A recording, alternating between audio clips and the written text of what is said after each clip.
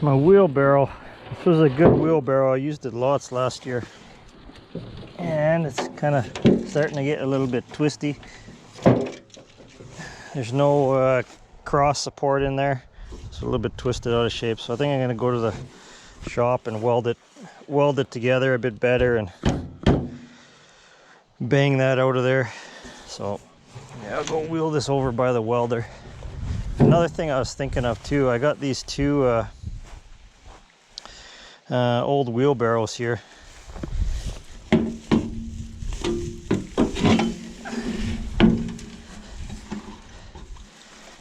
That maybe I'll just make a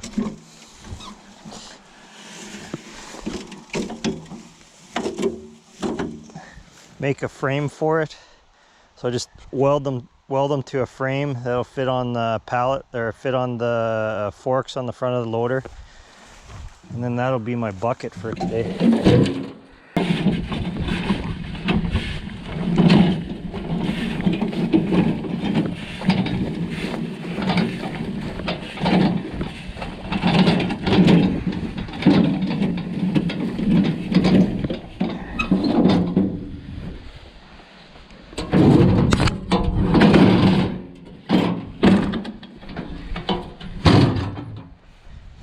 I'll weld a cross support on the legs of this one and straighten it out, because this one's a pretty good one. The best wheelbarrows are wide, so they're like flat and wide. The ones that are really steep and tall, you get a lot of weight going side to side on them. Those are the ones that are really easy to tip. Okay, that'll work. And I need a couple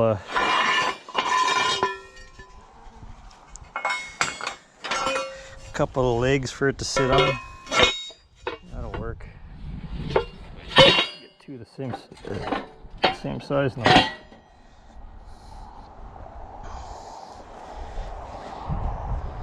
Yeah, okay, that'll work. And I'll make 2 buckets, and then I'll use that to fill those up with gravel. Maybe I'm wasting a little bit of time now, but I'm saving time later. Welding stuff up doesn't take too long. Sometimes it's the cutting shit apart and making parts that takes a long time, but the welding is always fast.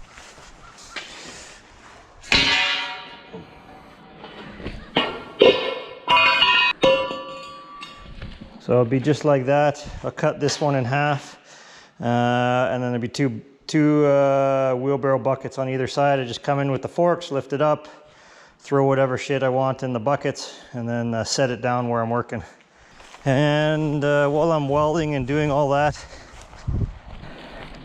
I'm gonna go fill up 2 pails of water, and then I'm gonna water the garden, because the garden is getting really dried out.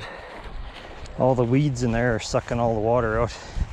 My super strawberry is thirsty, and so are probably a bunch of other things.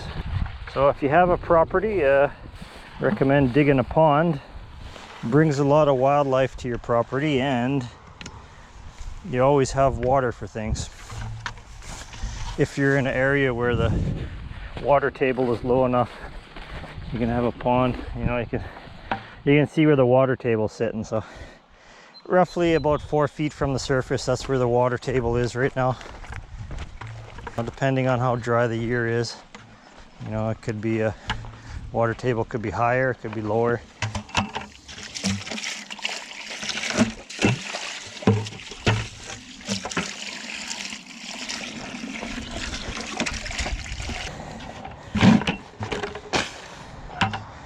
Use my newly made bucket skid, or my wheelbarrow skid, to load the gravel up, and the sand is everywhere. Not high quality sand for concrete, but it'll work for the tanks.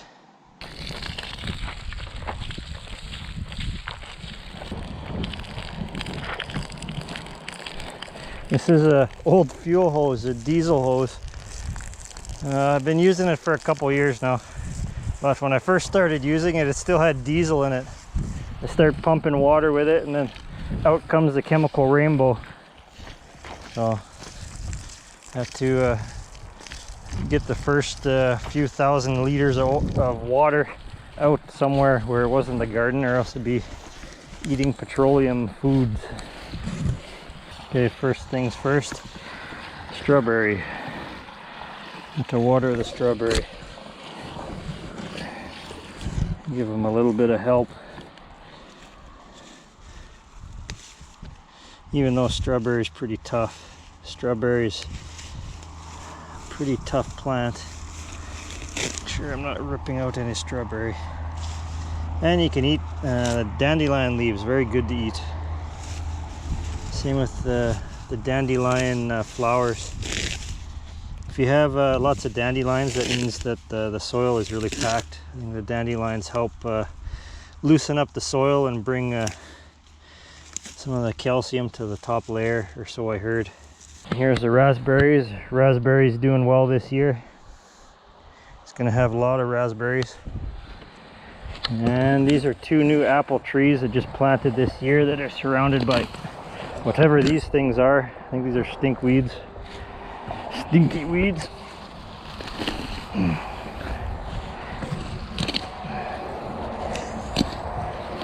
And underneath these weeds are a bunch of chives somewhere in there. Oh, there's the chives. There's a chive there.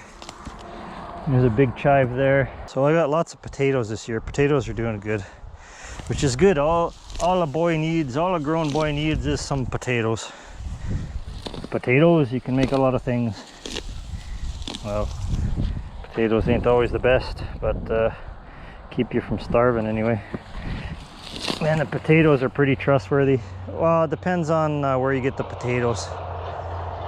These ones were really seeded well. They're like really growing in the bags. You know, they got seed potatoes.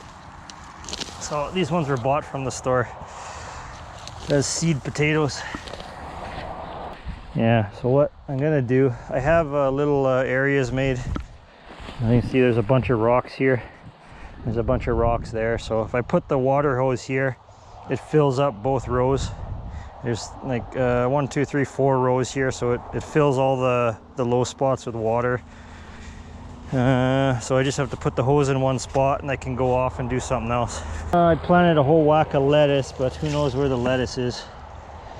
So I'm just gonna leave those rows to fill up with water, and then I'm gonna come back in an hour and move the hose, and come back later and move the hose again. I know that one is a Chinese root vegetable. You let it grow and then you can harvest the root. This one here, I didn't plant this one, it's just bits of the root were left over from rototilling. So that one, there's edible things with it. Same with that little guy there, and then there's all the kales here. So this year was my duty to do the garden. Oh, look at that. There's a baby cumber in there. There's a little cucumber. Yeah, and then tomatoes. So I got to do some serious weeding. The garden is non-existent. Well, it's existent, it's just hidden. And then here's the peas. So this is the really rich area of the garden. There's really deep soil here, and there's 2 loads of manure here. On the other side is still a little bit thin. It's just got like sand with a little bit of manure mixed into it.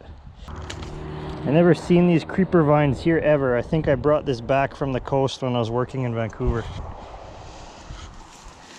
Hitchhiked on my car or something, or a seed from somewhere. Maybe it was here, I don't know. Or maybe it is from where I got the soil from. I went and got the manure, and it could have been some seeds in the manure.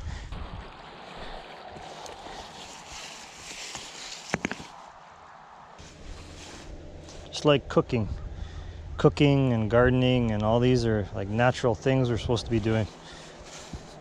You know, burn your bras and all that, and then all the women went to the factory, disassemble any natural roles, that goes and fights wars and does the farming and brings home all the things for the wife, that you know, looks after the kids and is cherished because she's the future of the family, you know, and the kids are the future, and you know, and everyone has their own land and their own property, and they're, you know, king of their own castle, you know, very little reliance on anything else. And then it went to, okay, well, dad works and mom works and the kid is neglected and he goes to daycare, and the schools don't really teach him that much, and he just grows up, you know, all screwed up because he doesn't have the support, and then he repeats the cycle thinking it's a normal thing, and you know, and then society crumbles because we lost our values. You know, all got turned into parts of the economical machine, you know, for some guys at the top to suck the resources off. They're just relying on TV and relying on someone else to take care of their kid because they don't have time, because they're in that freaking system. I think the ideal situation is you have a home, you have a shop, you're self-sufficient, you have a home shop with animals, you know, you have a farm where you get all your food, you know, you grow your food, you raise your food, you're self-sufficient food-wise, so your health is secured. And then when you have your kid, you do partial homeschooling. You teach them how to do everything that is keeping you know, the home together, like grow the garden, feed the animals, repair equipment, you know, teach him to be self-sufficient, that he can do all these things on his own, but at the same time get a worldly education. So he needs to interact with other kids, he needs to see what's out there, you know, so it needs a combination of both.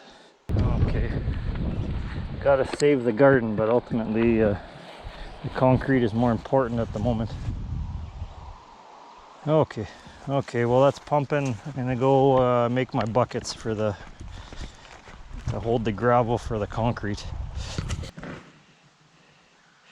Okay, I got the 2 barrows off, as in wheelbarrow, so that must be the Barrows, as in barrel. I think the name changed from barrel, so a wheeled barrel became a wheeled barrow. So there's the Barrows. And I'm probably going to switch this frame with that wheelbarrow frame because the metal one's a lot better. I'm just going to get a hammer and bang that straight because it's got a bend in it. So I just got to take the top of this one off.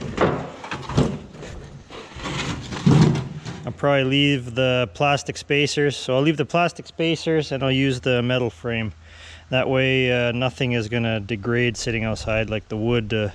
That's only like 2-3 year old wood, and it's already, you know, like if you paint it, it probably lasts a lot longer, but I didn't paint that one.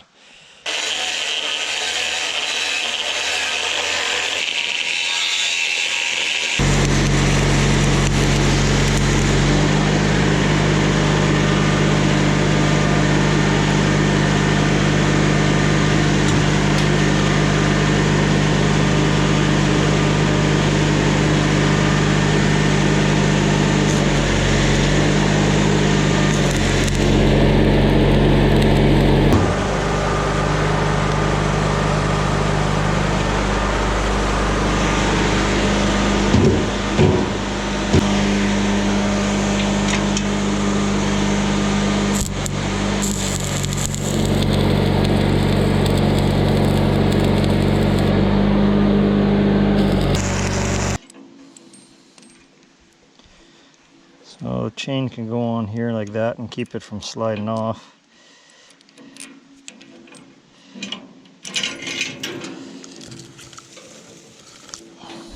It could go over the top, but I want it under the bottom to keep the back end down.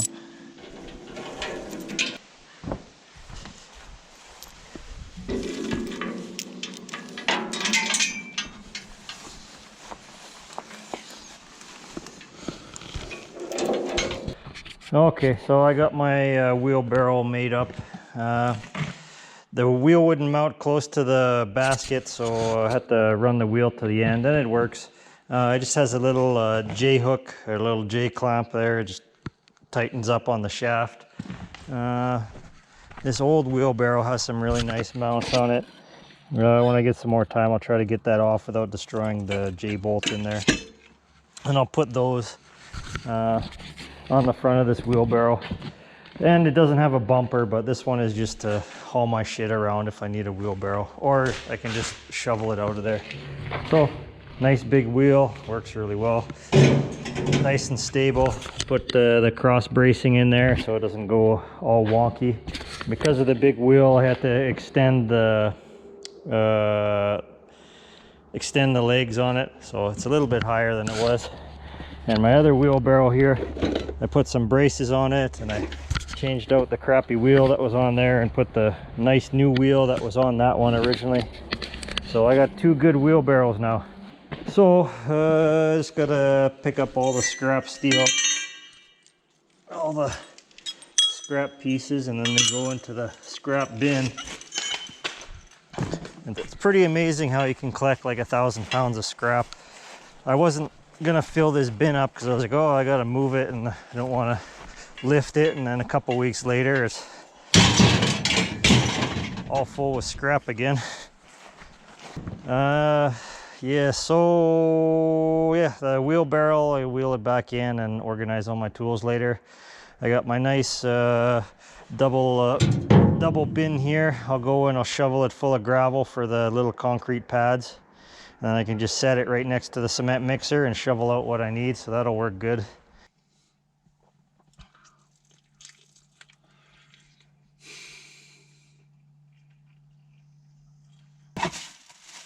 And the wife packed me an orange, so I'm good. That's a good supper.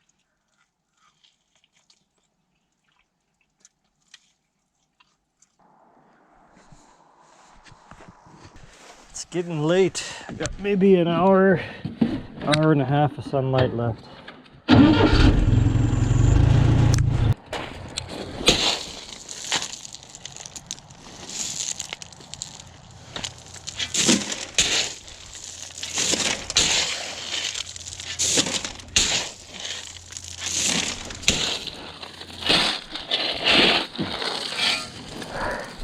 Okay, that's pretty good. It's probably 500 pounds of gravel.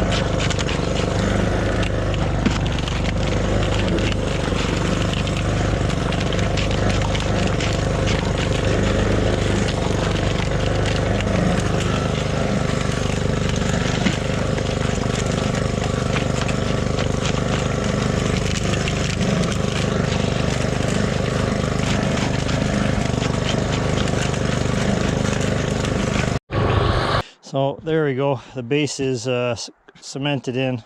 I went around it with the trowel and tamped it down to make sure the concrete was in the ridges on the pipe. I just gotta brace it up. It's standing on its own. You know, it's standing there on the concrete on its own. Concrete's holding it up, but just in case it gets windy tonight, I'm gonna throw a brace on there. I'm just rigging up the brace now.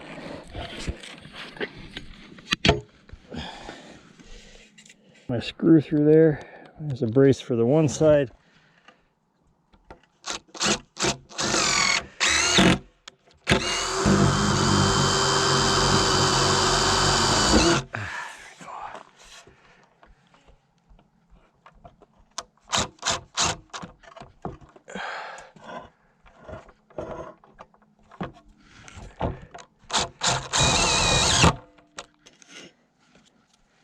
Mosquitoes are biting me. Mosquitoes are biting me. They're saying, ha ha ha, you should be inside, but you're not. Okay.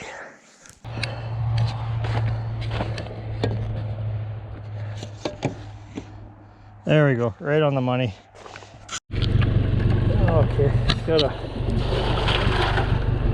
wash out the mixer and take that back.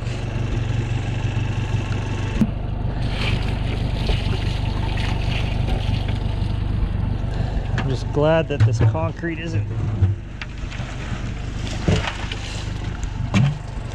brand new, or my hand would be destroyed already. Skin dried right out. Normally you wouldn't do this with a bare hand because your hand would definitely get dried out big time and you'd have to put some vinegar on it. But the concrete is not as strong as it used to be, so